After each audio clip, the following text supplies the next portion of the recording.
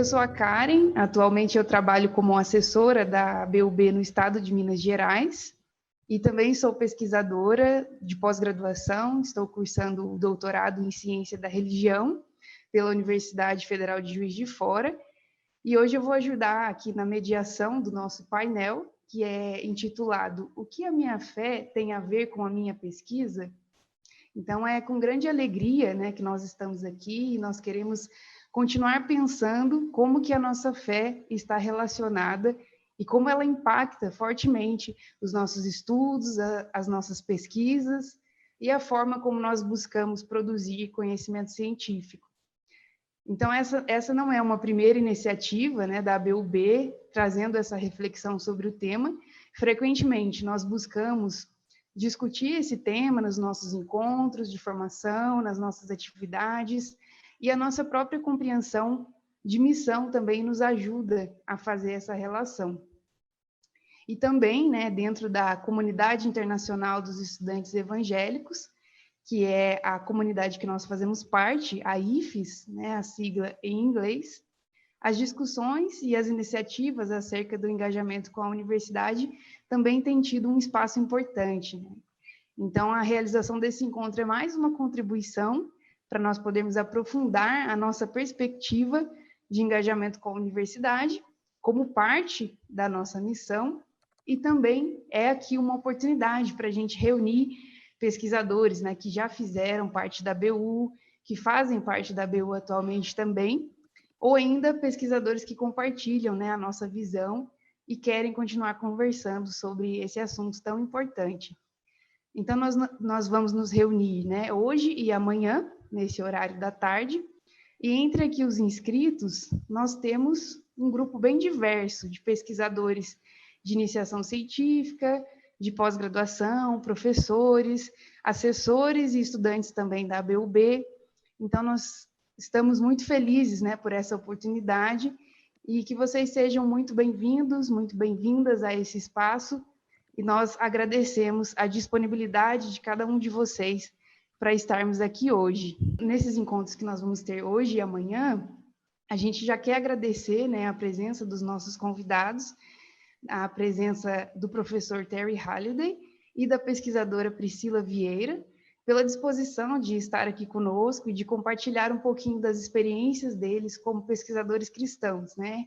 É uma grande honra, uma grande alegria tê-los aqui conosco e nós vamos poder, né, ter esse privilégio de ouvi-los. E apresentando um pouquinho deles, para vocês conhecerem, o Terry Halliday, ele é neozelandês, né? Ele é professor pesquisador do American Bar Foundation, um instituto interdisciplinar de estudos avançados em direito e em instituições legais. Ele é professor honorário da School of Regulation and Global Governance, que é na Australian National University. Ele também é professor adjunto de Sociologia na Northwestern University e tem servido no Ministério de Engajamento com a Universidade da Comunidade Internacional de Estudantes Evangélicos. Por vários anos ele tem servido nesse espaço, né, dentro da nossa comunidade internacional.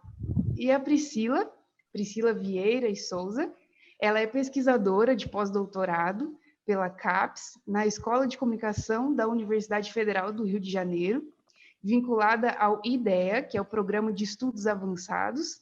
Ela realizou o estágio pós-doutoral no Center of Iberian and Latin American Visual Studies, em Birkbeck College, e ela também realizou uma pesquisa vinculada ao The Birkbeck Institute for the Humanities, e ela tem experiência de pesquisa nas áreas de comunicação, história da mídia, cultura e religião, em interfaces com imagem, técnica, tecnologia e estética.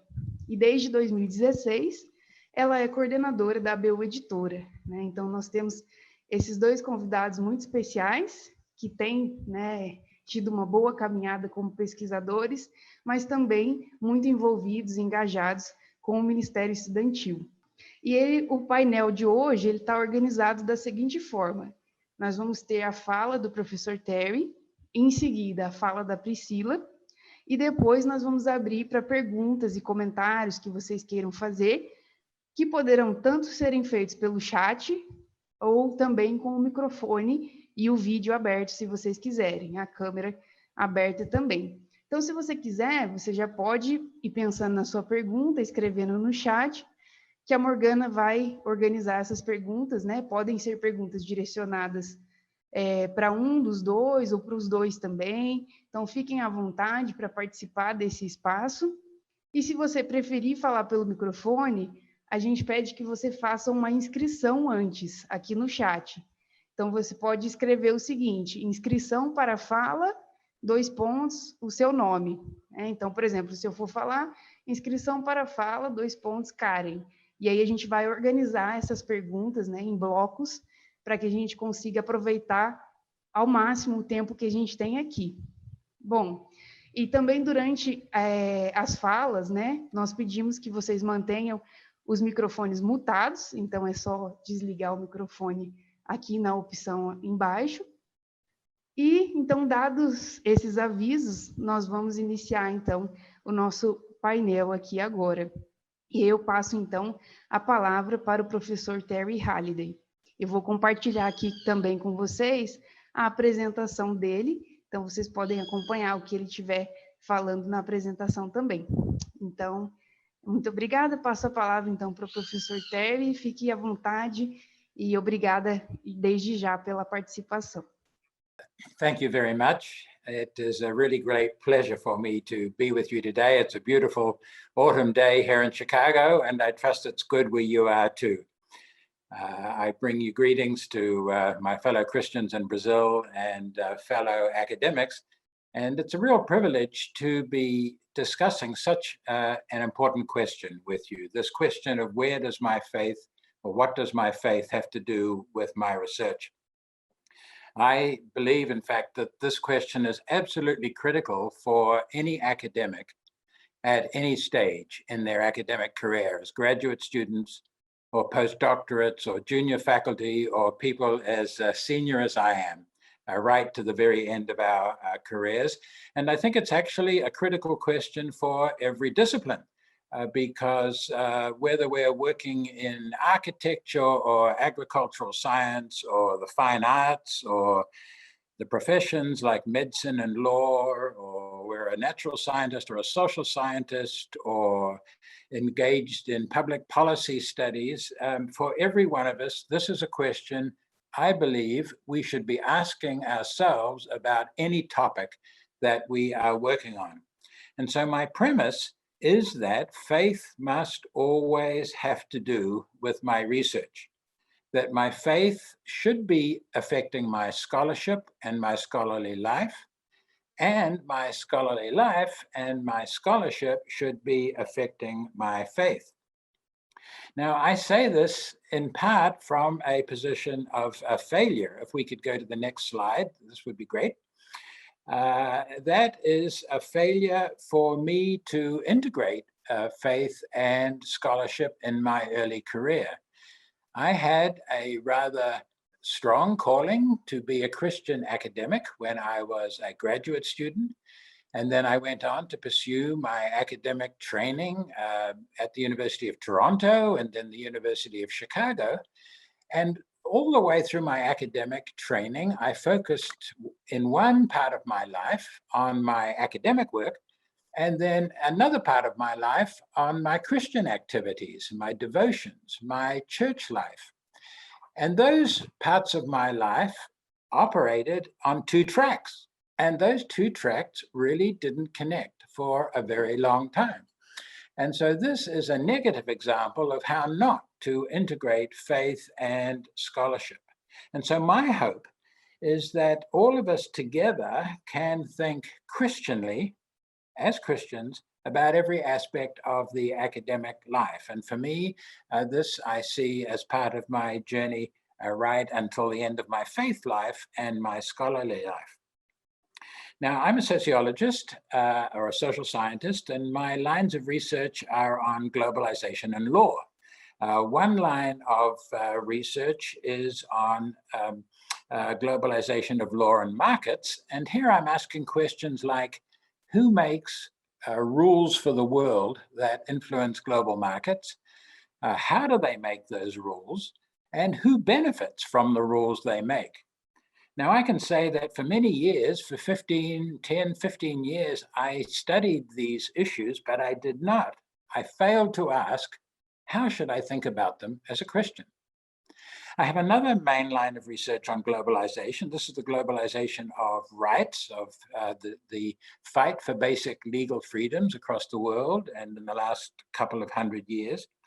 And again, for many years, I worked with collaborations. In fact, I led collaborations of social scientists and humanities scholars and legal scholars, thinking about this as an intellectual issue, but I did not ask the question. I failed to ask the question, what is the role of Christians in this fight for basic legal freedoms? What freedoms are most important for Christians? How should a Christian think about an optimal legal or political system? So I'm going to suggest to you today that faith affects scholarship in 4 ways. And the first way is in what I research.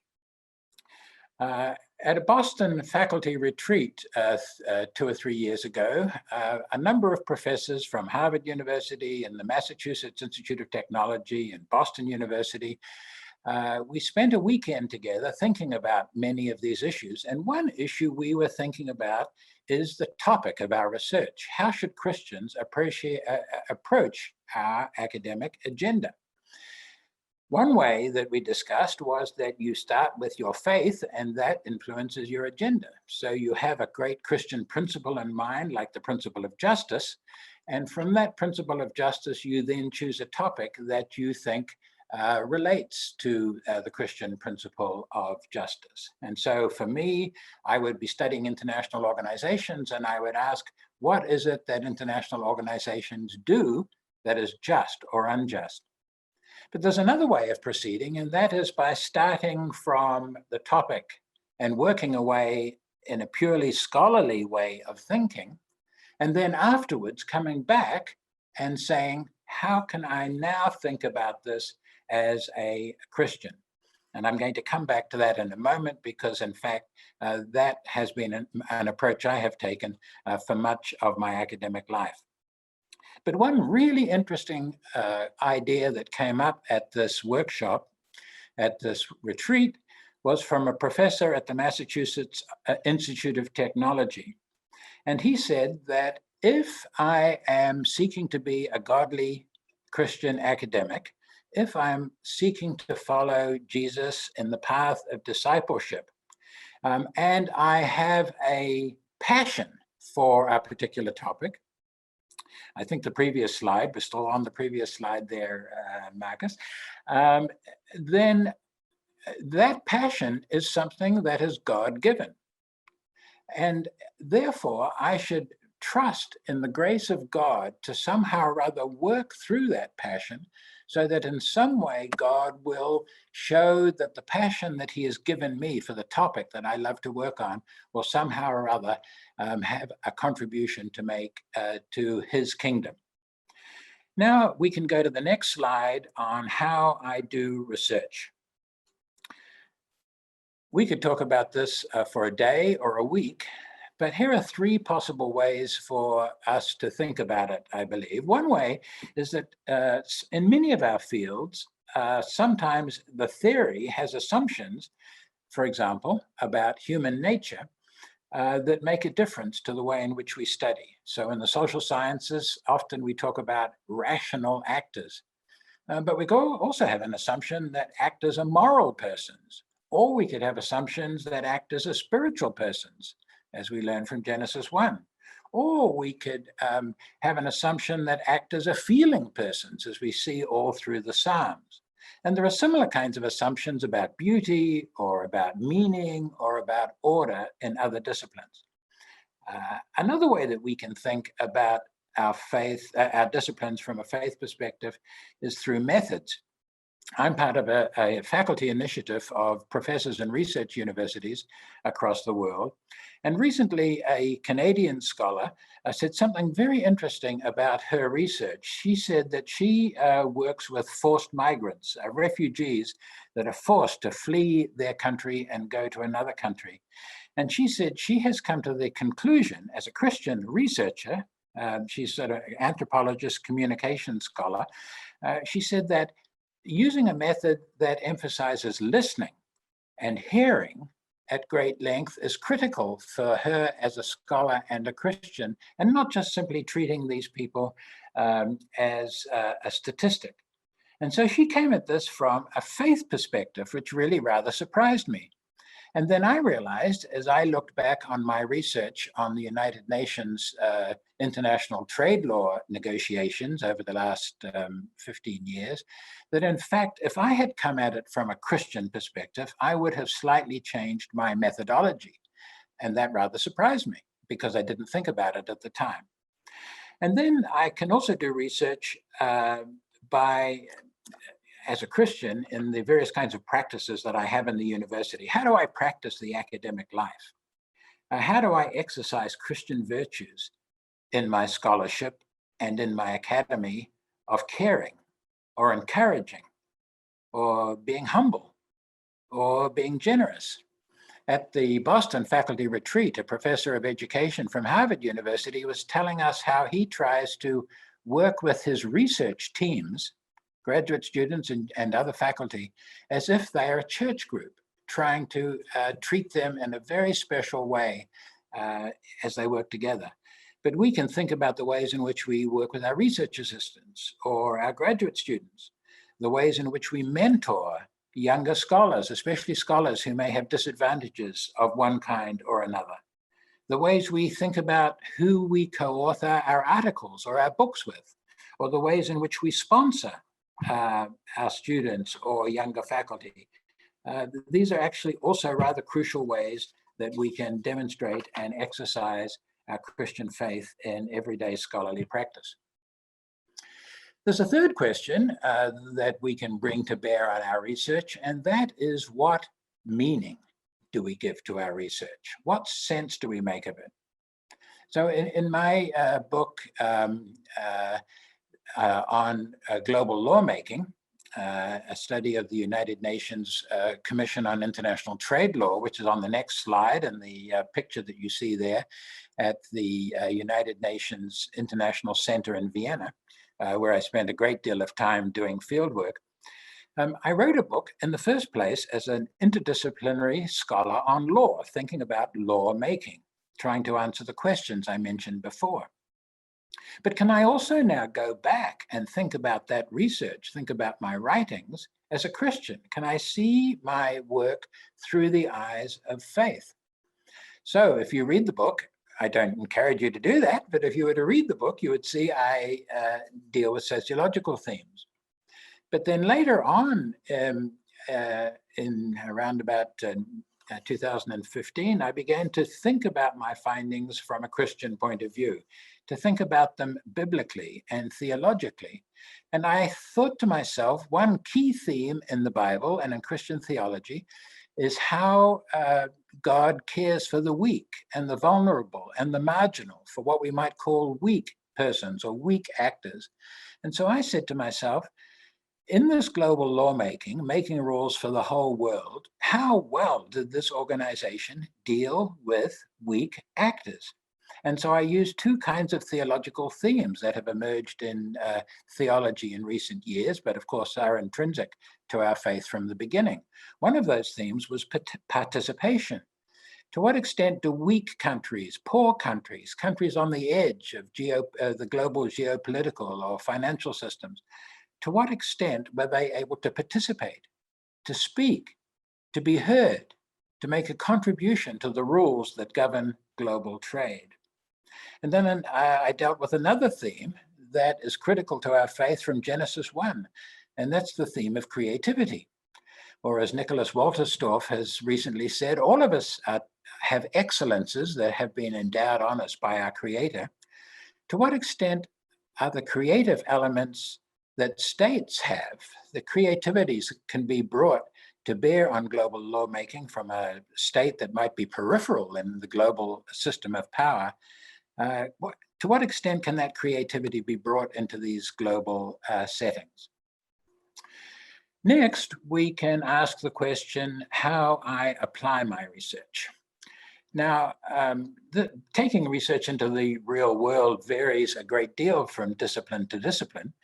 Some disciplines seem quite close to it, but I think we can always ask ourselves the question, is there some way in which my work now or at some time can make a difference? In my own work, for example, I think about the contributions it might make to public policymakers. Can I inform debate? Can I inform the decision-making of politicians, of governments as they're making important decisions about how to organize their economies or how to protect human rights? I also think about the impact that my research can have on wider publics and on civil society. I want to be able to contribute, if I can, to the quality of public awareness about the issues on which I write. At the moment, I spend a great deal of work, almost all my time, working on human rights in China and the way in which the rest of the world tries to influence China. And so I try to influence this debate by writing op-eds for international newspapers or using the social media or by giving speeches. There's another way in which every one of us, I think, can influence our churches. Frequently we go to church, but nobody inside the church really knows what it is we study, what it is we write about. At our church here in Evanston, in the Chicago area, we have about 20 or 30 professors in the church. And we created a group we called First Faculty. And we put on an adult education series for 10 weeks. Each week we asked one professor to talk about her research or his research and make some kind of connection between that research and the faith. People in the church loved this. They never really knew what any of us did. And they certainly didn't understand the ways in which our faith might connect to our work. And in addition, they had feedback that was helpful to us as scholars. I've become aware in recent times about the big gap that exists between theologians and seminaries where people are trained to be pastors and the rest of us in our disciplines. The theologians feel themselves to be isolated. The seminaries don't really have much to do with most of the rest of the university in many places. And on the other side, there are scholars like me who don't really have a very deep theological training. There's a big gap. And so there are ways that we need to find ways to be able to bridge that gap. And I'll point to some programs in a moment that might offer ways forward, particularly a scholarly circle that I belong to at the Australian National University, where I have an appointment, of political scientists and international relations scholars. We are all Christians and we all have met together over 7 years to try and think about our research as Christians and to allow our research to influence how we think about our faith. Let me give you a couple of examples from my work on international organizations. For example, I've already mentioned this research on global lawmaking.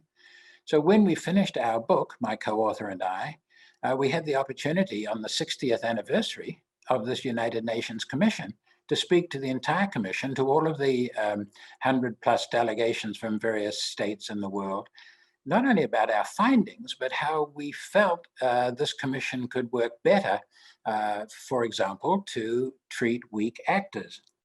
Or recently, I did some research on anti-money laundering and the financing of terrorism. And this involved speaking to the annual conference of the World Bank, which likes to know what social scientists are thinking about. Or I was able to give a briefing to officials in the International Monetary Fund.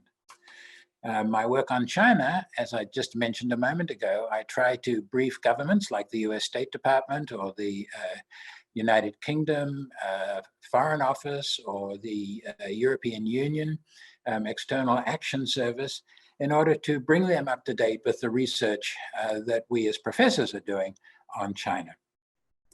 Let me finish with these last two slides. And this last slide asks the question that so many of us as professors ask ourselves. Yes, maybe it's a great thing. It is a good thing. We must think like Christians about our field, but how do we do it?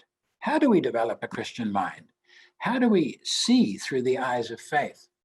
And this is an enormous challenge for busy academics. We're already extremely hard at work in our own fields, and most of us are not very sophisticated in theology, for instance. Well, in our faculty initiative, we're trying to develop theological understandings in 3 areas you see on the slide. One is what we call great theologies of creation or the fall, of reconciliation.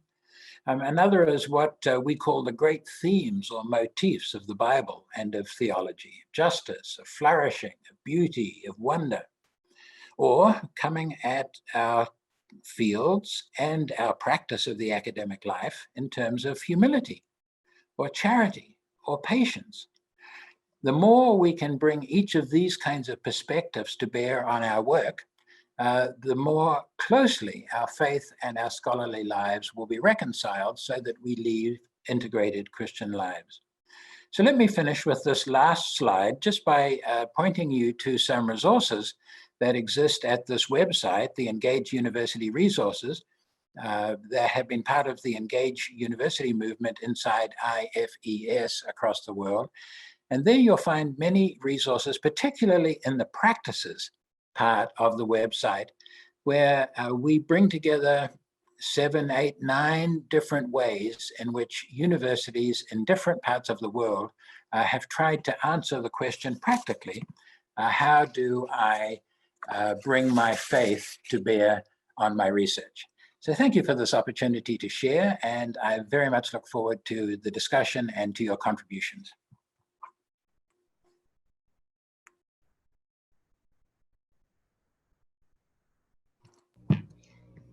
Muito obrigada, Terry.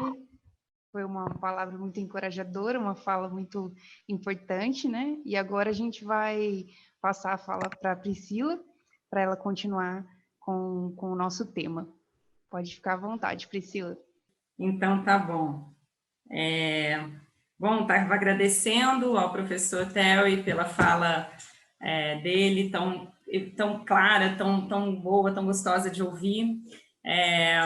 Muito bom, né, ouvir também um pesquisador com mais experiência falando sobre essas questões, que são os desafios constantes que eu acho que a gente tem quando a gente está na nossa trajetória aí acadêmica. Então, eu quero agradecer o convite, é literalmente uma honra participar de um encontro de pesquisadores da ABU, estar aqui virtualmente ao lado do professor Terry Halliday e com um público tão especial e tão querido. Então, se a pergunta que nos move hoje é o que a minha fé tem a ver com a pesquisa, se essa pergunta exigisse uma resposta curta, assim, uma palavra, eu diria simplesmente muito, talvez tudo. Felizmente, eu disponho aqui de uns 20 minutos para desenvolver um pouco esse muito, espero que minha fala não seja muito cansativa. E, no entanto, dizer sobre esse muito é difícil, porque essa relação nem sempre está presente de forma consciente, e ela poderia ser desenvolvida por muitos caminhos, porque a religião, que é o meu objeto de estudo, é algo muito presente na minha vida, em diferentes dimensões da vida, inclusive institucionalmente e socialmente, o que não significa uma necessão necessária com a fé. Então, eu vou dividir a minha fala em 2 dimensões, mais do que 2 partes, para facilitar e guiar um pouco o que eu pensei em compartilhar com vocês. A primeira dimensão é bastante pessoal, eu posso apresentar simplesmente como sentido vocacional na vida acadêmica, experiências e trajetória. E a segunda parte que eu quero compartilhar é da pesquisa propriamente, uma dimensão ético-política do pensamento e as questões de pesquisa que me movem no momento. Vou iniciar, então, por essa primeira dimensão, que é esse sentido vocacional na vida acadêmica. A relação entre fé e vida profissional, de forma geral, passou por muitas fases na minha vida, e aí é muito legal estar aqui compartilhando isso com vocês, né, com a ABU, porque a ABU tem uma marca muito forte na minha trajetória. Então, desde a adolescência, eu desenvolvi um forte senso de vocação, de serviço, uma intenção muito sincera de fazer algo que fosse relevante para o reino de Deus, e de acordo com o que eu conhecia na época, eu imaginava que isso seria algum modelo de ser missionária em algum país distante. Quando eu entrei para a faculdade, como deve ter acontecido com muitos de vocês que estão aqui hoje, muita coisa mudou, e em meio a uma profunda crise entre a vida na universidade, o espanto e o encanto com as novas formas de conhecimento e a minha fé, eu conheci a ABU. Na ABU, eu pude conviver com outros jovens universitários em crise, em espaços seguros para fazermos as nossas questões. E a ABU também trouxe para mim uma profunda experiência interdenominacional, que para quem é aí 7ª geração de presbiterianos, uma coisa rara num país em que o protestantismo é minoria, essa experiência foi muito importante para alargar a concepção de reino, perceber e acolher a diversidade cristã. Naquele momento, eu comecei a desenvolver um senso de serviço e de vocação por meio da prática profissional. Quando eu estava para iniciar o último ano da faculdade, eu participei do IPL, nosso Instituto de Preparação de Líderes da ABU, há muito tempo atrás. Cheguei lá já pensando em como seria a vida após a graduação, se eu ingressaria em um seminário ou procuraria emprego na minha área de formação. E no ano seguinte, eu estava procurando emprego na área da minha formação para me sustentar no curso de teologia. Mas ali no IPL, eu tive essa densa conversa com o então secretário de formação, Marcos Gilson, em que eu elaborei, durante essa conversa, esse senso vocacional na direção da universidade. Ele então me questionou, por que não seguir para a pós-graduação, se eu tinha tanta convicção de que a universidade era um lugar de serviço? E no meu coração, foi ali que eu decidi que um dia eu seria doutora. Desculpa, eu sou muito emotiva. A perspectiva de dar aulas e passar horas estudando era algo que enchia meu coração de alegria. Mas a probabilidade de alguém como eu chegar ao doutorado era pequena. Sou do interior, meu pai é pastor, minha mãe professora pública de ensino médio. Isso me deu uma vida digna, porém modesta. Sempre morei longe dos grandes centros intelectuais do país. E mesmo no meu curso de graduação, naquela época, doutores no corpo docente era uma raridade.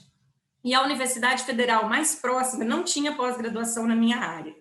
Eu bolei, então, um plano de médio e longo prazo. Eu iria trabalhar, juntar dinheiro e, um dia, mudar para um grande centro e fazer o sonhado mestrado no meu caminho para a vida acadêmica. Mas primeiro eu fui cursar teologia e pensei que esse seria um campo para seguir como professora e pesquisadora. Na teologia eu convivi com doutores. Essa fase também foi marcada por encontros ali em Londrina, no Paraná, com Alexandre Brasil e Daniela Froze, que estavam por ali, estavam na jornada acadêmica e sempre me inspiraram nessa jornada. E foi de dentro do curso de teologia que eu escolhi a comunicação, os estudos em mídia e cultura como meu campo de pesquisa. Isso tem a ver fortemente com o curso que eu fiz de teologia, que tem até hoje uma ênfase na missão integral, porque ali nós éramos desafiados, como acadêmicos de teologia, a pensar como a nossa fé impacta o nosso cotidiano, como a fé conduz a uma prática que tem implicações concretas na nossa vida, dos que nos cercam, das comunidades de que participamos. E essa formulação teológica me ajudou, então, a perceber que, como está em 1 Coríntios 12, os dons e talentos são diversos. E como está na sequência do texto, no famoso 1 Coríntios 13, às vezes mal aplicado, nenhum dom ou talento é de fato relevante para o reino de Deus, a menos que seja exercido amorosamente. E nas minhas crises, eu ia lá conversar com um capelão da faculdade de teologia e ele me perguntava, como você ama mais? Como você melhor expressa a graça e o amor de Deus nas possibilidades profissionais que se apresentam a você? E eu pensava na universidade. Com menor peso, mais importante na minha decisão, foi perceber que o caminho das mulheres na teologia é árduo. De qualquer forma, hoje eu sei que o caminho das mulheres é mais árduo em qualquer área do conhecimento ou campo profissional. Bom, de quando terminei o curso de teologia até ingressar no mestrado, foram 4 anos que eu cumpri o planejado. Voltei para a casa dos meus pais, fui trabalhar como jornalista e fiz poupança. No percurso encontrei o Marcos com aspirações semelhantes e temos traçado juntos essa aventura, uma trajetória de muitos altos e baixos e muitas dúvidas. O resultado acadêmico foi maior do que o que eu havia esperado. Eu ingressei na pós-graduação mais bem avaliada do país na minha área, na Escola de Comunicação da Federal do Rio de Janeiro.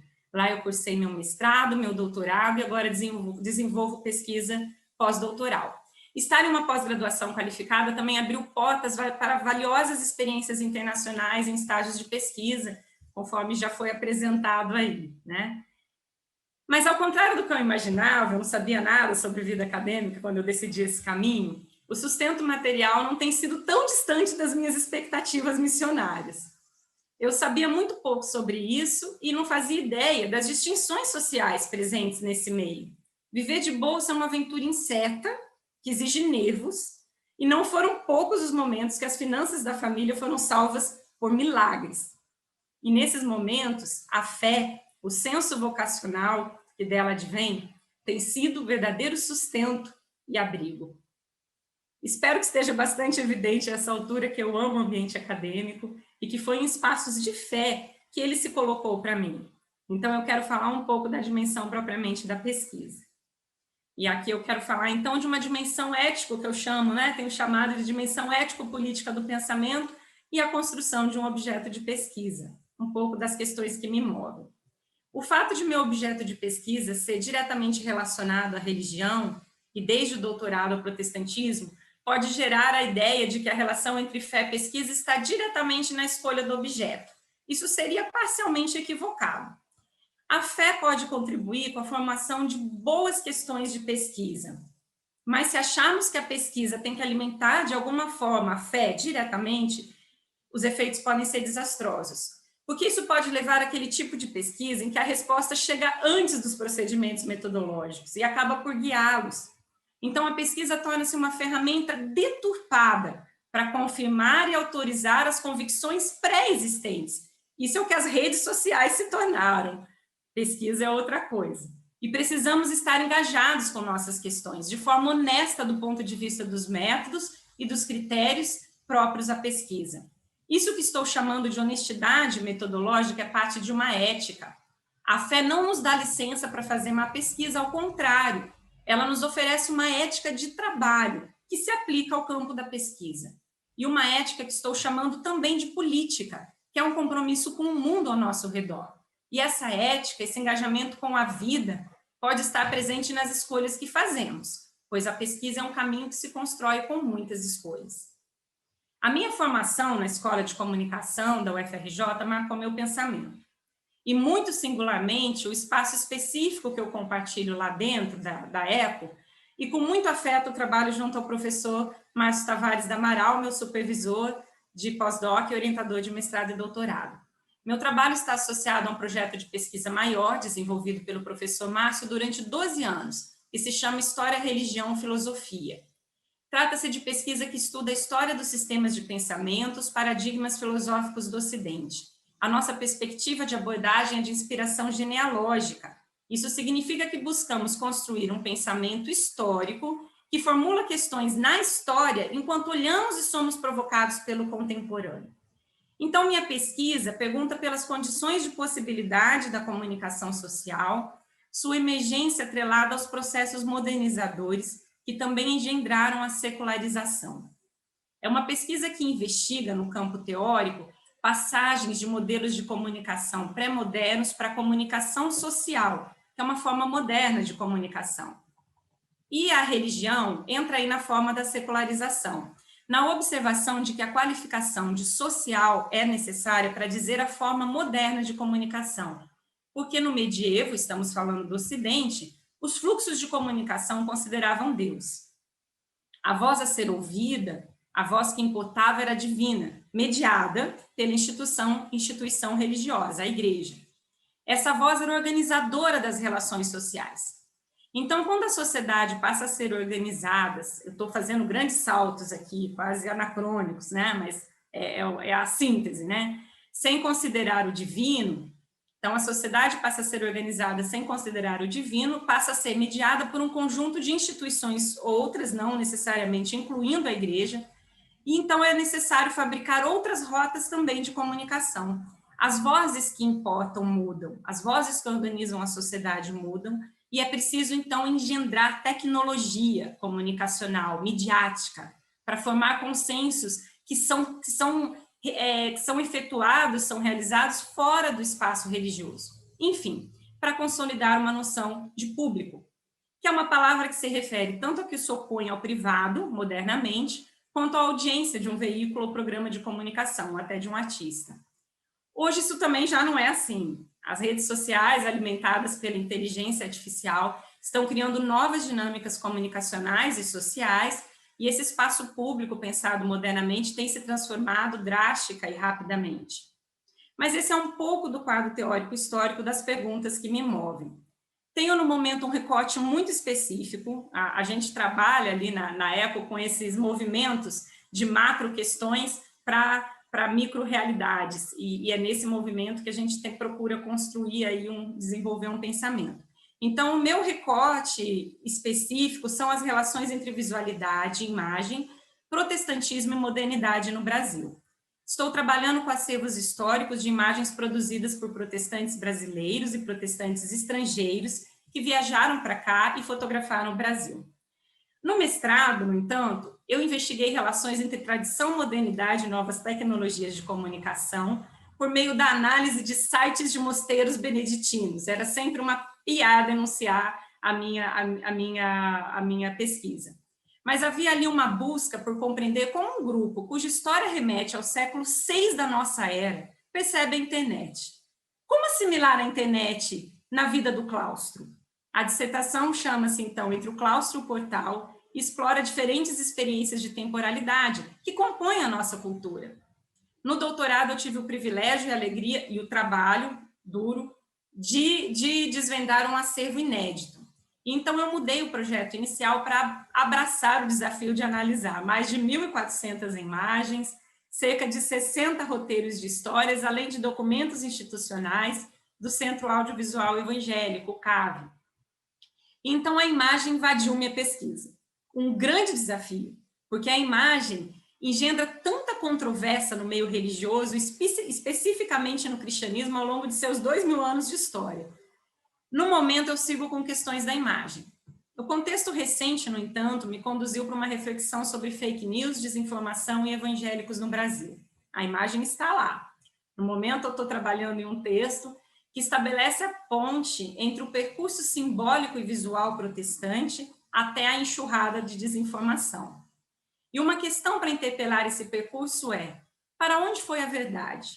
O apreço pela verdade que fez com que protestantes no passado acusassem as imagens de dissimulação, as banisse ou restringisse o seu uso. E agora, o que é feito da verdade na era da desinformação? Então, tenho trabalhado com questões que perguntam pelas mudanças nas formas de comunicação social, a partir de processos modernizadores, buscando tatear também o contemporâneo. Elas giram em torno de temas grandes, como modernidade, secularização, técnica e tecnologia, verdade. Esses temas compõem uma teoria histórica que advém da filosofia, dos estudos dos paradigmas. E elas são buscadas nos recortes de objetos específicos, em uma ousada e temerosa articulação entre cultura material, análise de conteúdo midiático e filosofia da cultura. Mas eu estou aqui adiantando algumas coisas que são muito novas na minha pesquisa, pouco desenvolvidas, incluem uma hipótese teórico-metodológica que pode, inclusive, não se confirmar. Então, para diminuir o risco, né, de falar sobre uma coisa que ainda não está completamente desenvolvida, eu vou colocar uma outra questão, que é sobre o impacto da pesquisa, questão que foi brilhantemente apresentada aí pelo professor Terry. As pesquisas aplicadas ou em outras áreas podem ter benefícios óbvios à vida das pessoas. Cientistas de diferentes especialidades trabalhando no desenvolvimento de medicamentos ou vacinas, é muito óbvio, no contexto atual, desnecessário desenvolver a relevância disso. Mas e quando as questões são teóricas? Como é que a gente mede o impacto? Então, a minha pesquisa em sua face mais aplicada, a história da mídia protestante, pode ter efeitos sobre instituições religiosas. A pesquisa historiográfica tem o potencial de impactar a construção coletiva de memória do grupo social pesquisado. E algumas questões muito básicas também me motivaram a pesquisar a história da mídia evangélica. Entender melhor esse entusiasmo do grupo com as mídias. Se houve um olhar crítico para as tecnologias da comunicação, em que termos essa crítica teria se estabelecido? Questões morais com o conteúdo, ou uma reflexão sobre os impactos dos desenvolvimentos tecnológicos, os impactos sociais e psicológicos das tecnologias midiáticas. Houve participação de evangélicos nas reflexões sobre a desigualdade dos fluxos comunicacionais? Nós, do hemisfério sul, da periferia, consumimos conteúdo e imitamos padrões midiáticos que nos chegam de alguns poucos pontos no mundo, enquanto muito pouco do que nós produzimos chega a outros lugares, com as mesmas condições de impacto. Então, os fluxos comunicacionais indicam para nós as desigualdades da nossa contemporânea forma de globalização, que é primordialmente econômica. Divaguei novamente aqui, mas para assinalar que há impactos sobre grupos sociais e instituições nas pesquisas que desenvolvemos. Isso, se elas forem conhecidas, assimiladas, isso é tema para um outro assunto, para uma outra conversa.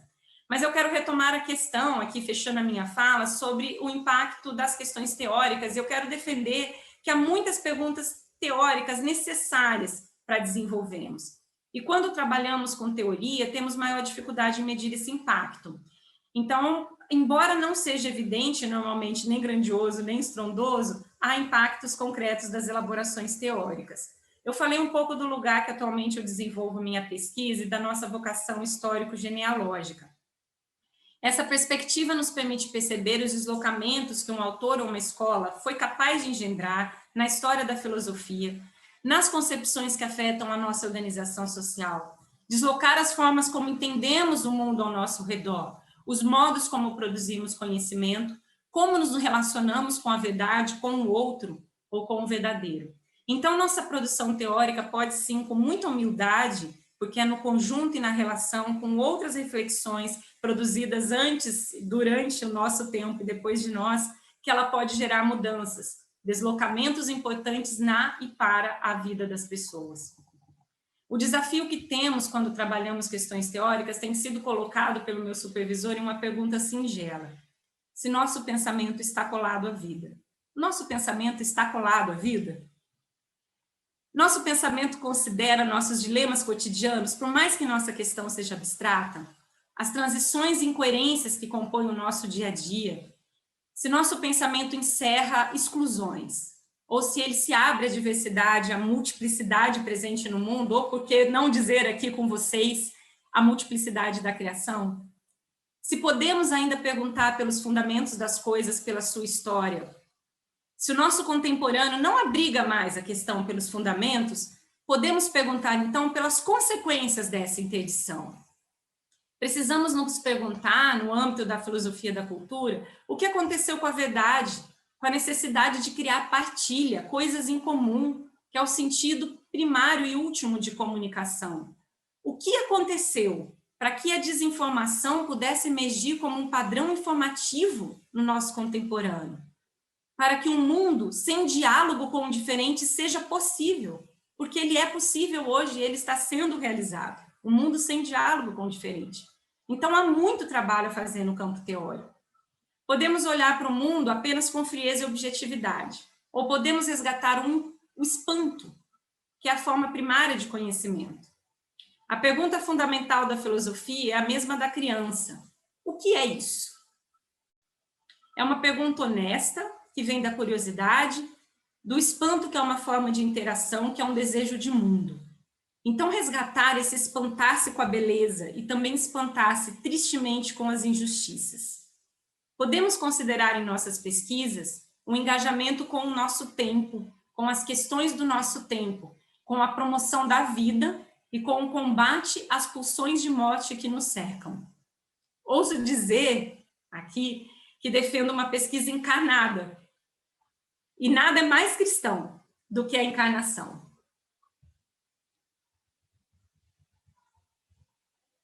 Para encerrar, eu só quero dizer que isso tudo é possível se a gente ainda tiver espaço para pesquisa e para produção de conhecimento. Vou avançar um pouquinho o meu tempo aí, porque isso é uma coisa que tem me tocado muito nos últimos anos, os anos recentes aí da minha trajetória. Eu estou aqui falando sobre a minha relação entre fé e pesquisa, e é preciso ser muito honesta e admitir que isso ainda é algo não totalmente resolvido na minha vida, que muitas vezes eu sou tentada a ficar separando as coisas, e que, para ser sincera também, hoje eu estou aqui falando como pesquisadora, mas dada a conjuntura do nosso país, eu não sei até quando será possível prosseguir por esse caminho profissionalmente. Não somente eu, Priscila, mas porque talvez esse caminho hoje não seja algo tão viável no nosso país, com muita tristeza. A realidade é de cortes de investimentos em pesquisa, ausência de concursos nas universidades públicas, demissões massivas nas particulares.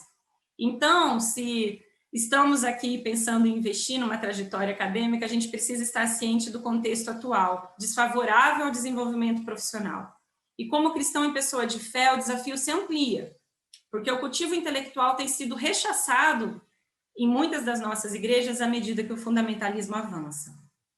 Então, a decisão anterior às escolhas teórico-metodológicas e aos objetos de estudo é de uma ação política, de fato, mais direta.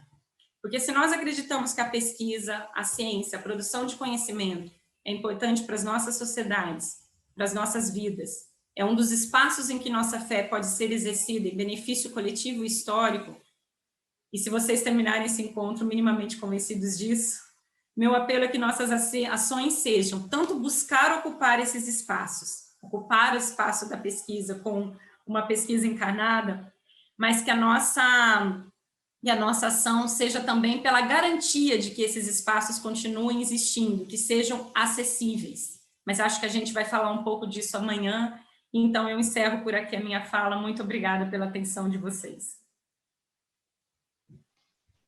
Muito obrigada, Priscila. Foi muito bom te ouvir, muito inspiradora a sua fala, né? Algumas pessoas também comentaram isso aqui no chat. Também me identifico com algumas coisas da sua trajetória e acho que é muito importante mesmo a gente conseguir trazer mesmo a nossa pesquisa também dentro da nossa história, né? Daquilo que nos moldou também, né? Então, muito obrigada mesmo. E agora a gente vai para um espaço, né, onde a gente pode conversar um pouquinho mais. A gente não teve nenhuma pergunta específica aqui no chat, mas eu vou abrir, então, para quem quiser fazer alguma pergunta, pode abrir o microfone e a câmera, ou mesmo sem câmera, quiser perguntar algo, ou mesmo fazer algum comentário, alguma reação, né, algum agradecimento específico por alguma parte da fala dos nossos convidados. Então, vou deixar aberto e conforme for acontecendo aqui a nossa conversa, a gente vai moderando aqui. Então, fiquem à vontade também para perguntas e comentários agora. Olá, boa tarde. Estão me ouvindo? Meu nome é Bruno, eu sou professor de psicologia, pesquisador, né? Como acho que nós somos. Pesquisa, para alguns, é profissão específica, outros ela se junta, ela tá bem presente no dia a dia, né?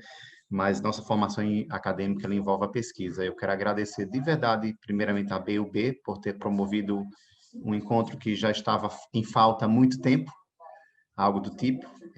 Precisamos, de fato, pensar um pouco mais sobre a pesquisa. Do ponto de vista cristão, eu estava sentindo falta, acho que locais como os Estados Unidos, Inglaterra, eles já têm grupos e nós talvez precisamos nos articular melhor. Obrigado ao Terry Halliday, né? Thank you very much for your insightful speech, insightful talk. Foi muito bom ouvir essa perspectiva da criação, redenção, queda e, né, a esperança cristã. Eu queria, de repente, lançar para a Priscila, que está dentro do contexto brasileiro, não vou me alongar, mas vivemos tempos difíceis, Priscila, e tempos muito difíceis do ponto de vista acadêmico, do ponto de vista científico, até de promoção do conhecimento das ciências que não são tão, né, exatas. As humanidades têm sofrido muitos ataques, a verdade é essa, e muitos nossos cristãos, irmãos em Cristo, eles apoiam isso, né? Vivemos um anti-intelectualismo, e eu sinto falta de alguns grupos de cristãos que de certa forma se mobilizam e está atacando e está promovendo. E a minha questão é, que caminhos, de repente, você indica para nós? Primeiro, pessoas que estão na pesquisa, mas também que nós possamos encorajar nossas comunidades de fé. Como podemos promover espaços em que haja um maior apelo público para a pesquisa, sabendo que a pesquisa ela vai glorificar a Cristo, sabendo que a pesquisa ela vai promover maior igualdade, ela vai denunciar. E como nós podemos promover aqui no Brasil, onde vivemos situação tão difícil? Eu acho essa pergunta extremamente pertinente e muito desafiadora, porque eu não tenho uma resposta. Uma coisa que eu sempre penso muito é o quanto a gente consegue levar as nossas pesquisas para a igreja. Então, me impactou muito na fala do professor Terry, essa conexão que ele fez com a igreja e essa experiência desse grupo. E eu iria, inclusive, pedir para ele falar mais sobre essa experiência, que eu acho que a gente pode aprender com ela. É algo que a gente precisa trazer, é um diálogo, porque a gente tem que pensar um pouco também, assim, que a gente é um grupo pequeno, na realidade, se a gente pensar percentualmente, né? Em termos de percentuais da população, falando no Brasil, um país enorme. A gente não tem um percentual significativo, tem aumentado nos últimos anos, mas a gente não tem um percentual significativo de pessoas com pós-graduação no Brasil. Eu não lembro a estatística agora. Mas se a gente tem aí 13% de graduados, eu não sei se esse percentual já aumentou, o pessoal aí da BU talvez tenha essa informação mais atualizada. Imagino que em pós-graduação o percentual seja muito pequeno. Então, se a gente colocar dentro desse percentual de pessoas com mestrado, doutorado no Brasil, quem são, um percentual de evangélicos dentro desse, é pouca gente. Então, para a gente, eu acho que esse tipo de espaço que a gente está tendo aqui é um caminho muito importante, porque para a gente abrir portas de diálogo, até para a gente ser conhecido. Imagina, eu convivi com pouquíssimos doutores no interior, e quando eu falo conviver com pouquíssimos doutores, eu não estou falando pouquíssimos doutores evangélicos, eu estou falando doutores de uma maneira geral. Então, as pessoas não convivem, elas não conhecem, elas desconhecem o que é a produção de conhecimento e os impactos que ela pode causar. E talvez seja parte da nossa missão contar isso para elas, né? Nas nossas comunidades locais, com as pessoas com quem a gente convive, que partilham a nossa fé, e é um trabalho mesmo de conversa, e no momento que é difícil, porque a gente tem muita gente, eu estudo, eu andei analisando desinformação no meio religioso recentemente, e desinformação de uma maneira geral, a gente tem muita desinformação circulando no Brasil relacionada às universidades, aquelas histórias de doutrinação, de que a universidade é um lugar de orgia e de práticas imorais, e que é só isso.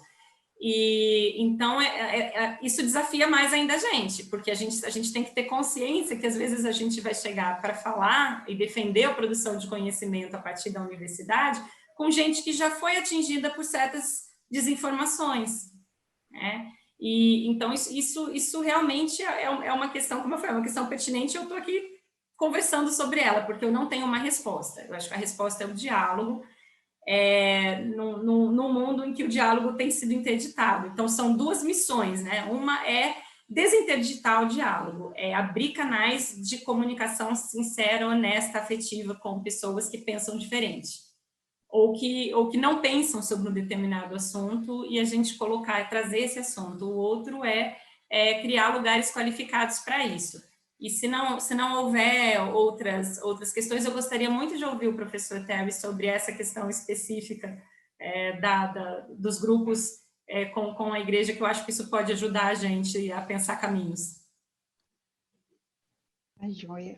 Obrigada, Priscila. These are really excellent questions that Priscilla and Bruno have raised, and I think they point to a big failure on both sides. The church has often failed for the reasons that you mentioned. It's been hostile to academics, and in many ways been very limited, sadly, in its biblical understanding and in its theological imagination. So huge problems on the side of the church, but also huge problems on the side of universities, because, as all of us know, they're often places of arrogance and prejudice and pretending to be superior to everybody else.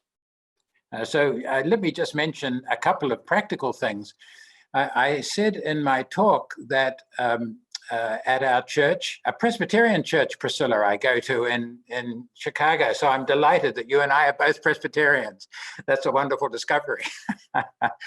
At our Presbyterian church, when we had this 10-week program of professors talking about their faith, I was an organizer of that program, and I thought 10 people would turn up, because these are professors talking, and who wants to hear professors talking? And I was really surprised that 50 people turned up, and it was really good in a couple of ways. One is that we professors had to talk about our subjects in ways everybody could understand.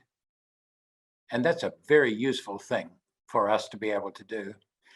And the other thing is that we professors had to think about what we're doing from a faith perspective, and some of us had not thought very much about our work from a faith perspective.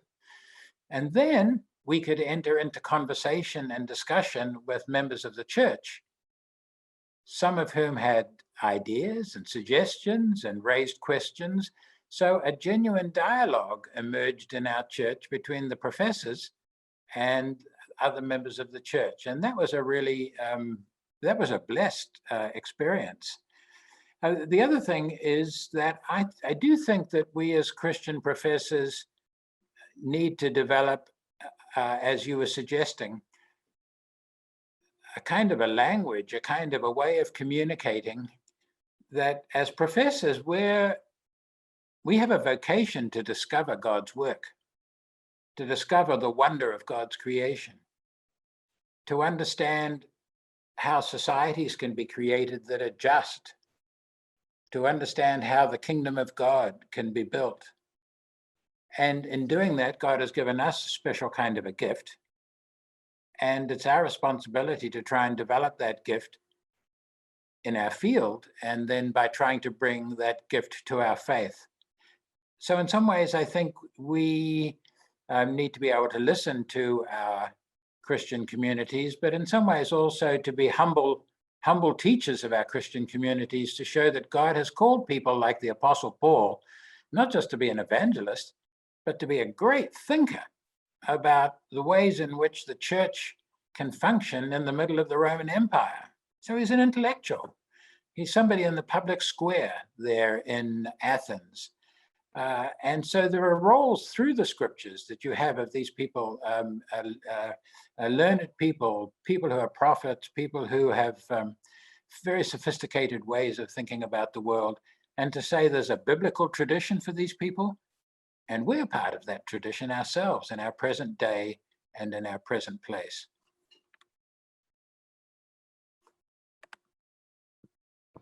Obrigada, Terry.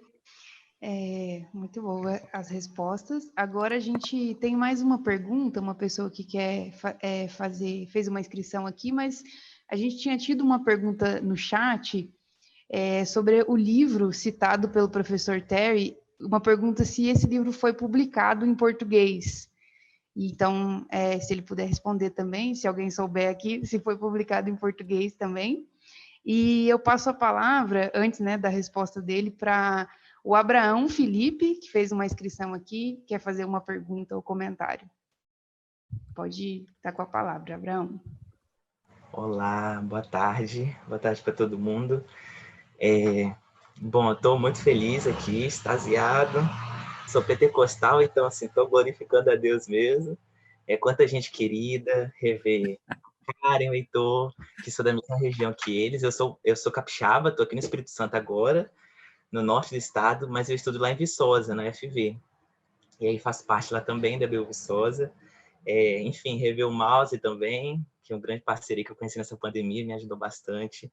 O professor Terry, quantas discussões legais. E a Priscila, né, gente? Que especial, estou muito feliz de reencontrá-la. Eu não sei se ela lembra, ela teve em Viçosa ano passado. A gente foi coletar ela foi rever o estoque da BU Editora, né, que era o Ultimato, que guardava, né, os livros.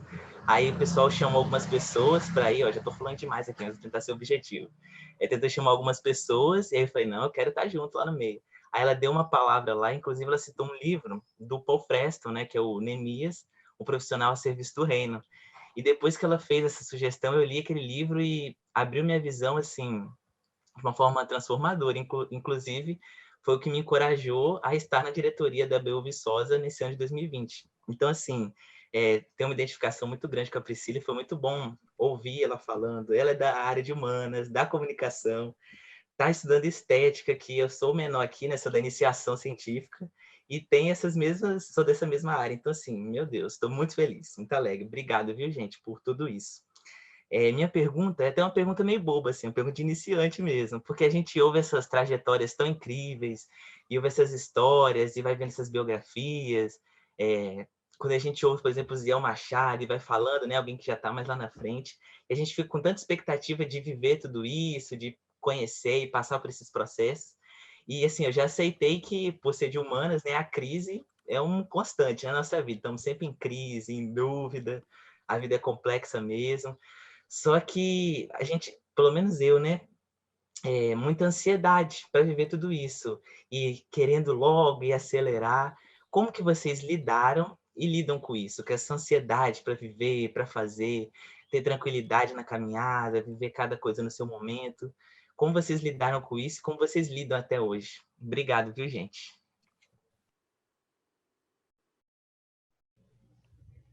Obrigada, Abraão, pela pergunta. Então, acho que vocês podem responder. Priscilla, would you like to speak first? Could be, that's okay. Yeah. Então, Abraão, certamente eu tinha isso também, acho que ainda tenho, muita vontade de fazer. Eu tive esses desafios extras, né? Eu não tinha iniciação científica no meu curso de graduação, não foi uma experiência que eu não consegui viver naquele momento, não tinha uma possibilidade de mestrado para mim, que eu pudesse ir direto, e aí eu fiz essa trajetória, assim, eu fui para a teologia tentar acalmar minhas questões, se era para ser missionária num lugar longe. Eu me inscrevi para ir para o Timor-Leste, quando o Brasil fez uma chamada de jovens profissionais, e eu tinha uma questão com o Timor-Leste e tal, e era um país que estava nascendo, e tinha uma coisa da língua, de promover a língua portuguesa, eu gosto muito da nossa língua portuguesa, e eu me inscrevi como jornalista para ir, não fui selecionada, fiquei decepcionadíssima, questionei Deus, e aquele não era o meu caminho, aparentemente. Mas eu precisei dar esse tempo, né, ao tempo, e interessante porque fui trabalhar, juntei dinheiro, isso tudo foi tempo que foi indo, eu me formei muito nova. Senão vocês vão achar aqui que eu, né, nossa, já fiz uma faculdade, o curso de teologia, trabalhei não sei quantos anos, né, eu não tenho 60 ainda, posso garantir para vocês. Mas esses tempos, eles amadurecem também a gente, né? Porque a produção de conhecimento, ele tem uma coisa de acúmulo, e tem uma coisa de maturidade que a gente só aprende mesmo no caminho, na jornada. Então, eu vejo, hoje, quando eu ouço o professor Terry, ouço o meu supervisor, ouço outros professores que estão aí, são pesquisadores há mais tempo que eu fico com essa sensação também, poxa, um dia eu chego lá.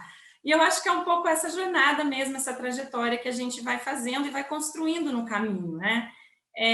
Eu li muita coisa que não é diretamente relacionada à minha pesquisa. Hoje eu tenho uma atividade paralela, a academia, que é a Bioeditora, que tem muita coisa a ver, mas nem sempre o que eu estou fazendo diretamente alimenta uma coisa, alimenta diretamente a outra. Então a gente vai construindo isso no caminho. Mas você tem que usar essa ansiedade a seu favor. Então, quando eu cheguei no mestrado, eu esperei tanto para chegar no mestrado. Quando eu cheguei no mestrado, eu percebi que eu era a única aluna que lia todos os textos de todas as disciplinas. Eu lia 300, 400 páginas por semana e para mim estava tudo bem. Eu passava o final de semana lendo, eu morava perto da praia, eu morei no interior minha vida inteira. Eu fui fazer mestrado no Rio de Janeiro e morava perto da praia, eu adoro ir à praia. E eu não ia à praia, porque eu ficava lendo, e para mim estava ok, eu estava feliz em fazer isso. Então, essa ansiedade, ela nos motiva, e é bom usar isso a nosso favor e não contra nós. Acho que é um pouco essa minha fala, assim, nesse momento. Priscilla, I am very pleased to discover that you and I have another struggle in common, and that struggle is between the library and the beach. I grew up in New Zealand in a place very close to a wonderful surf beach. Wow. And I was very resistant to the fact that I was reading in the library while all my friends were out there in the surf. So I sympathize with you. A couple of comments on my book, my 2017 book, Global Lawmakers. Unfortunately, it is not in Portuguese, only in English. I was delighted to hear the word ecstasy mentioned in this program, because academics often don't think about ecstasy. In fact, it's not really permitted in much of the academic life.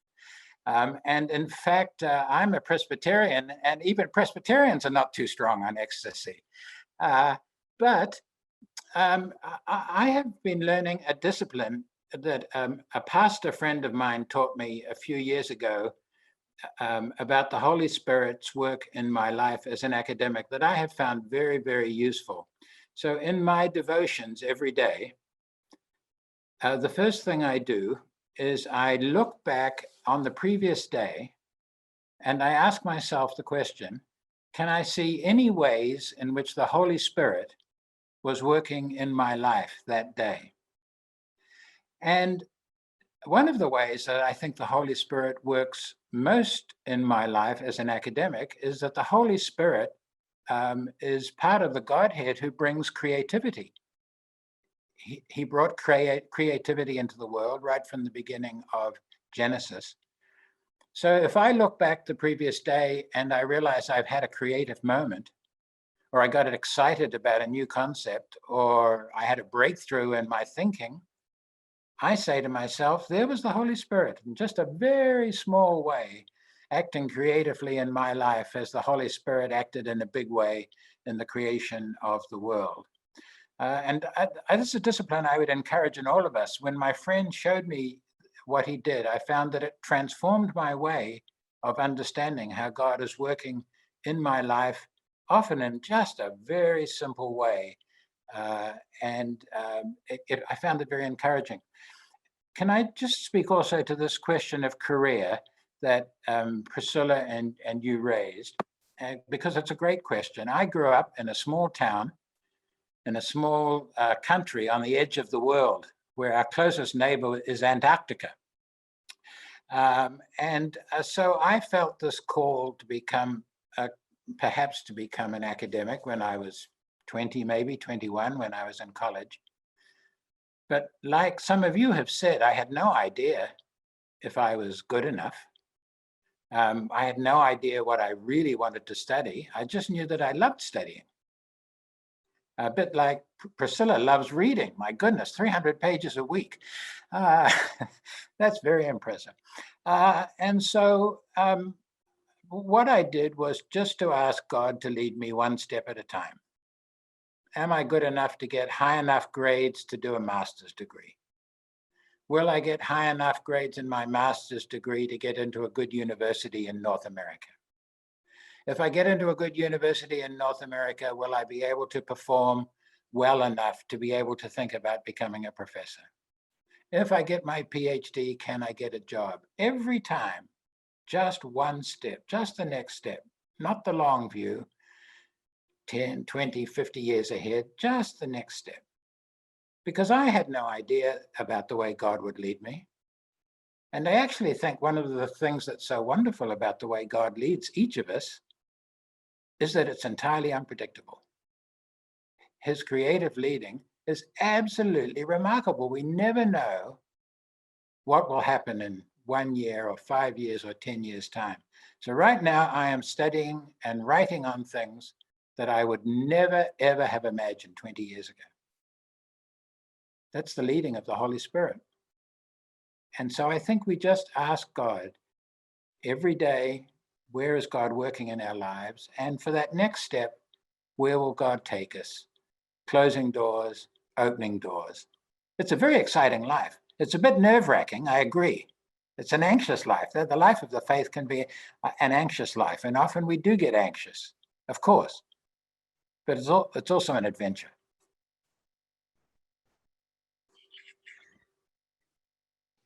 Obrigada, Priscila. Obrigada, Terry.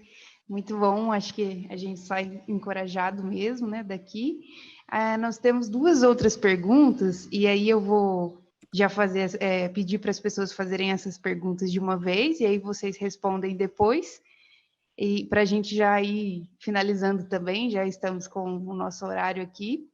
É uma pena, né? Porque a gente gostaria de ter mais tempo também para continuar conversando, mas creio que teremos outras oportunidades também. Mas eu vou pedir, então, primeiro para a Márcia fazer a pergunta dela e depois a Morgana.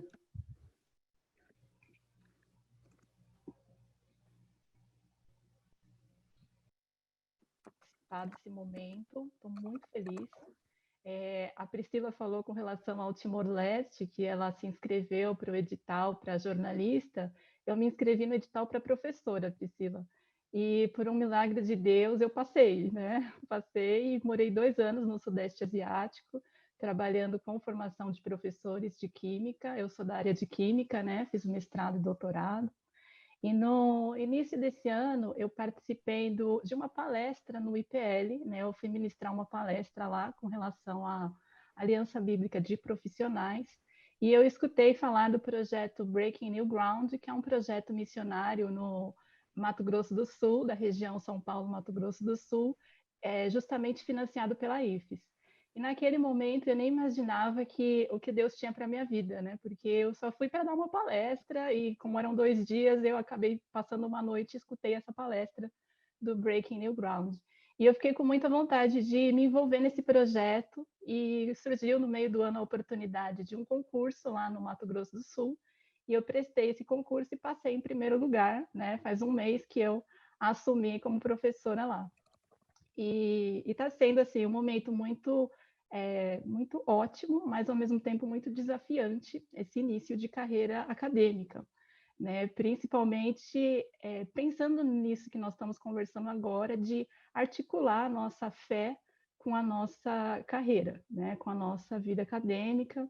Então eu percebo assim que, como no Brasil a gente tem a universidade pública firmada naquele tripé, que é o ensino, a pesquisa e a extensão, para mim, eu percebo que no ensino é muito mais fácil eu integrar a minha fé, né, ao que eu penso, e transmitir isso para os alunos. Por exemplo, essa semana mesmo, tive uma aula falando sobre modelagens, e aí falamos assim, de modelar entidades. E aí um aluno perguntou, mas entidades, né, tipo fantasmas, espíritos, o que é isso? A concepção que ele tinha de entidades era essa.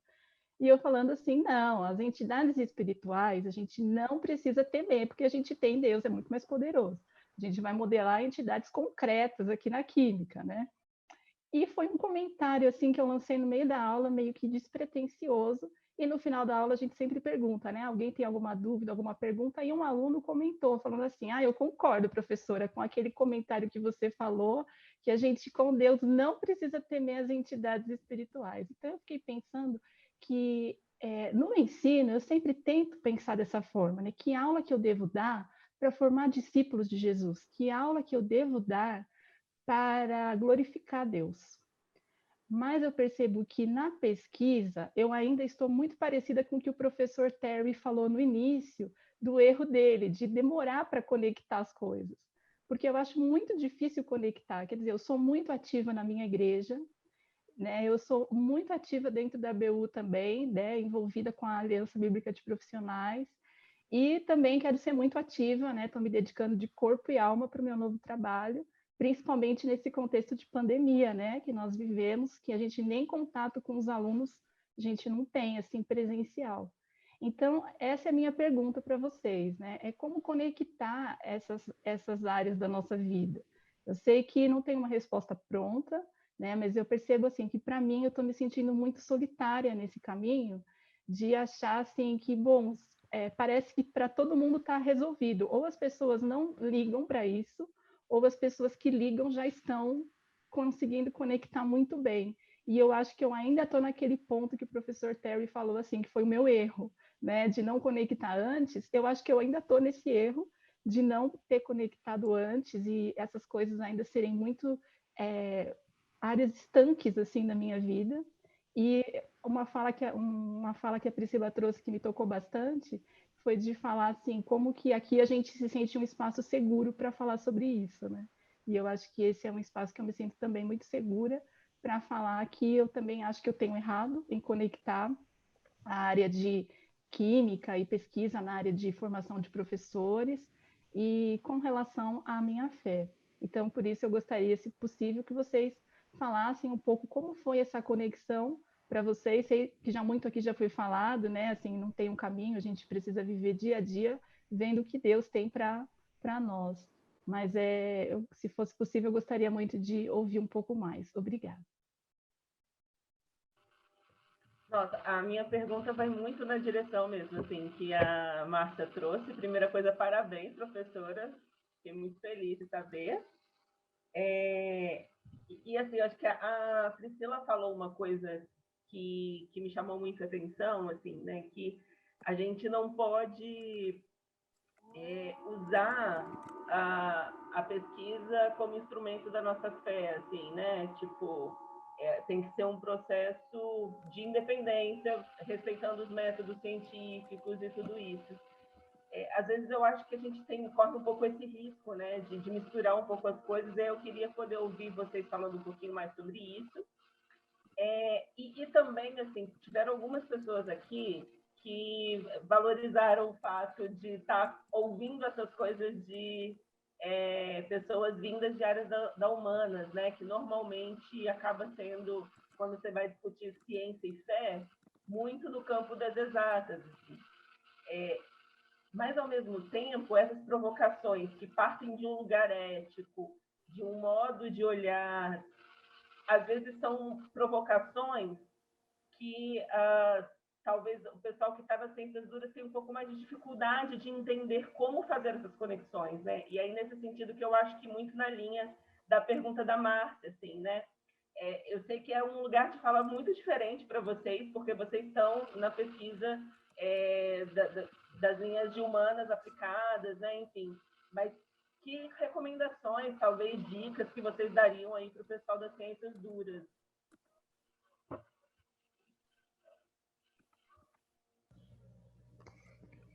Obrigada, Márcia. Obrigada, Morgana. Parabéns, Márcia. Que Deus abençoe você também. Acho que a gente pode responder, então, se você quiser começar de novo, Priscila, respondendo. E também, desculpa, mas se vocês quiserem também, já na fala de vocês agora, fazerem algumas considerações finais, já se despedindo, né, deixando alguma palavra também de encorajamento para nós, que aí depois a gente já finaliza, que já estamos no nosso horário.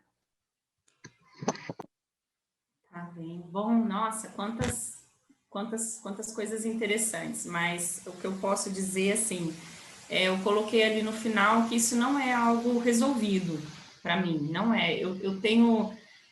Quando eu tive uma fase que eu fiz uma especialização em sociologia política, eu fui jornalista da área da editoria de política, no interior do Paraná. E ali eu estudei muito sobre... que acabou afetando a minha pesquisa ali para frente, né? No teórico metodológico eu fui mais para isso que eu estou chamando aqui filosofia da cultura, mas ali nos estudos de sociologia eu tive um impacto muito grande sobre questões de modernidade, eu li muito Weber nessa fase, e para mim aquilo assentou quase que confortável, assim, então é isso, eu tenho público, tenho privado, minha fé é privada, minha vida profissional é pública, tá tudo certo, vamos embora.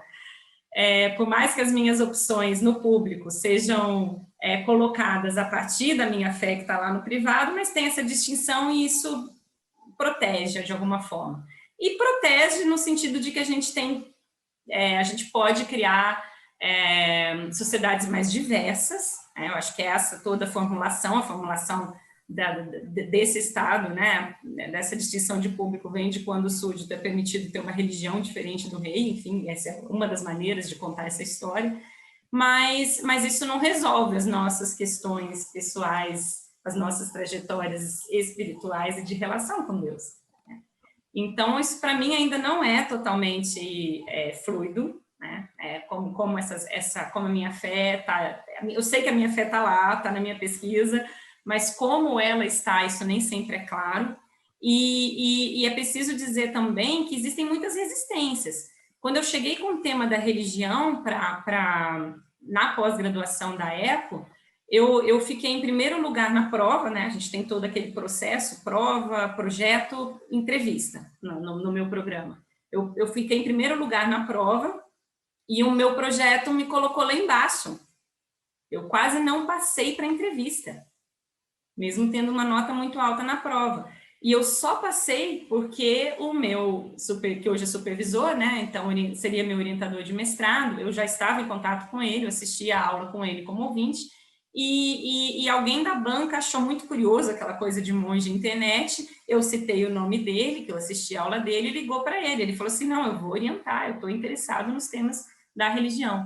E então, o primeiro congresso que eu fui na comunicação, eu apresentei num grupo que tinham várias apresentações sobre mídia e religião, e no final da apresentação, quando abriu para pergunta, um cara levantou e falou assim, eu tenho certeza que todos vocês têm filiações religiosas, que essas pesquisas não valem nada, porque elas são todas comprometidas pelas posições religiosas de vocês.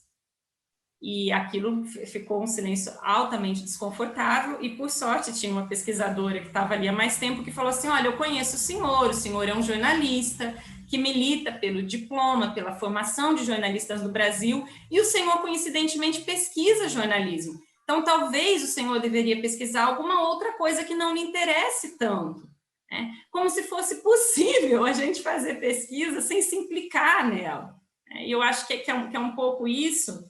E aí eu não vou responder, eu não consigo pensar coisas assim que a gente possa dizer, como a Morgana pediu aí, de dicas ou de caminhos. Eu acho que para mim tem sido um caminho que se constrói na caminhada, mas eu estou estudando agora, enfim, eu estou num lugar de filosofia da cultura, a gente está estudando agora os últimos trabalhos do Foucault. E é muito interessante que ali nos seus últimos anos de vida, o Foucault traz uma palavra que dentro do contexto do pensamento dele parece quase incoerente, que é espiritualidade. E ele coloca, claro que ele não está falando de religião, talvez nem de fé, ele está falando de filosofia, mas o que tem de interessante nessa noção de espiritualidade que está colocada ali, que está me martelando aqui ultimamente, é uma forma de conhecimento, que daí ele vai fazer a genealogia dele e identificar isso ao longo da história da filosofia, é uma forma de conhecimento em que a pessoa que está em busca do conhecimento, em busca da verdade, se transforma no processo de buscar a verdade. E talvez para a gente um bom termômetro é pensar se a nossa jornada dentro da academia, se a nossa trajetória acadêmica, se as nossas pesquisas têm retornado para nós na forma de transformação, né? Se isso tem enriquecido as nossas vidas, se isso tem sido um caminho também de espiritualidade no sentido da transformação e de fé nesse sentido também da nossa relação com Deus.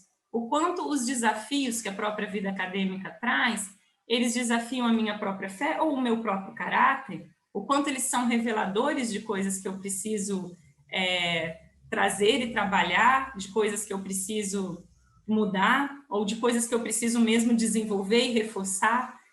E então acho que é essa, para mim, assim, nesse momento, o que eu consigo elaborar é que o caminho é um caminho em que a nossa jornada nos transforma ao caminhar.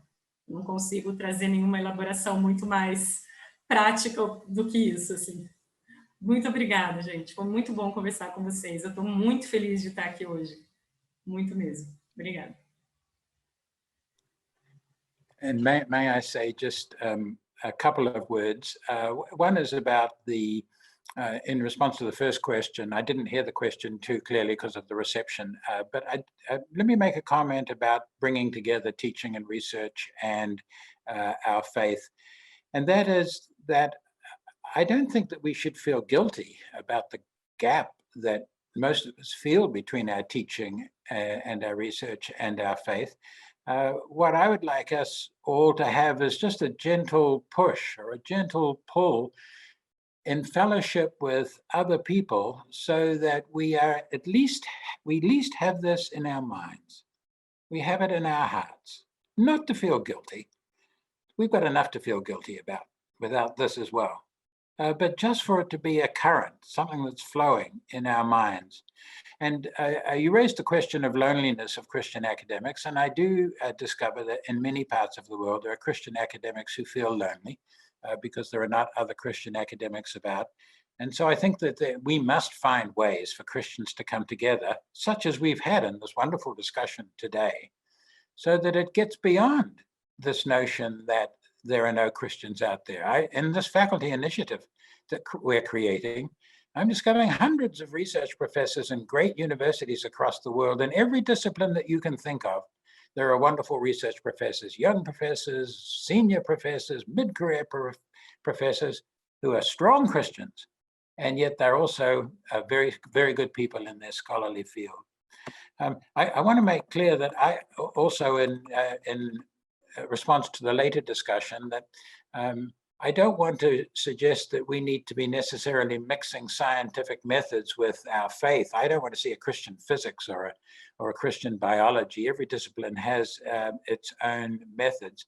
But while I'm not a natural scientist, I hear natural scientists say that what we should do is do the best natural science we can. And every bit of good natural science I do, I'm discovering something about the wonder of God's creation. And so I should celebrate that. That's just a source of joy. That's showing me something about God. And then something that Walterstorff writes about a great deal is whoever we are, whatever discipline we're in, humanities or the sciences or the social sciences, in every discipline, there is a scholarly life. And in that scholarly life, we should also be living a godly life. And so practicing a godly life as academics is absolutely critical, and it's not easy, and we make lots of mistakes, but nevertheless, that's part of the reason that God has placed us with His special giftedness in this particular institution, which is, after all, in many countries, one of the most influential institutions in the entire society. So thank you again for this opportunity to join with you today. It's been a wonderful blessing and a great pleasure. And I hope we may have a chance to talk again sometime in the future. Muito obrigada a vocês dois por participarem, né? Acho que foi muito rico para todos nós, acho que posso falar por todos, muito relevante, muito desafiador. Eu saio dessa conversa inspirada, né? Continuar pesquisando e pensando como a minha fé impacta a minha pesquisa, mas também como a minha pesquisa impacta, né, a minha fé. E como também posso ser conduzida pelo Senhor desse processo, né? Então, creio que pode ser uma bênção mesmo para todos nós que estamos envolvidos de alguma forma em pesquisa, continuarmos, né, discutindo e pensando isso juntos, né?